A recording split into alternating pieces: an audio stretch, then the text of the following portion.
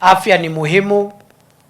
NHIF haikuwa inataka watu wakuwe na bima ya afya kama hauna kazi ama hauna biashara, lakini serikali hii imeleta mfumo mpya wa kusema ya kwamba kila mwananchi lazima awe na bima ya afya, kama ako na kazi ama hana kazi, kama ni mtoto ama ni mzee, kama ni mwanaume ama mwanamke, kama ako na biashara ama hana biashara, kwa sababu ugonjwa hauchagui. Kila mtu anaweza kuwa mgonjwa. Mtu ako na kazi anaweza kuwa mgonjwa, mtu hana kazi anaweza kuwa mgonjwa. Kwa hivyo tukasema tubadilishe, na mimi nashukuru Mungu kwa sababu hiyo program ya Universal Health Coverage ya kutafutia Wakenya wote bima ya afya inaendelea vizuri.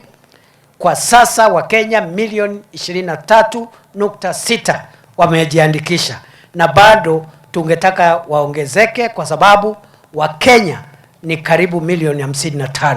Tunaendelea kukazana na mambo ya masomo.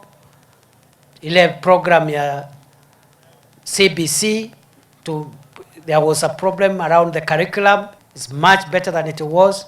Ile malalamiko mingi ilikuwa na wananchi na wazazi imepungua, na vile vile tunakazana kuboresha university funding model ili vijana wetu walio vyuo vikuu na walio katika vyuo anuai wapate msaada. Wale ambao hajiwezi walipiwe kila kitu na serikali, lakini wale wanaweza walipe.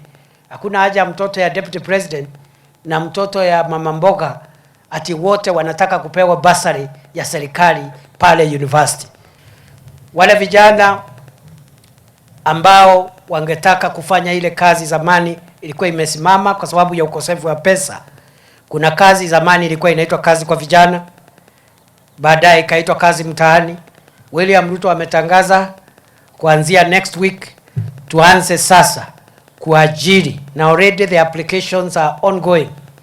Tutarejesha ile program ya kazi mtaani ambayo sasa tunaita Climate Works kazi mtaani, na hiyo program itaajiri vijana 110,000, 110,000 in every county, in every sub county including hapa Mwala.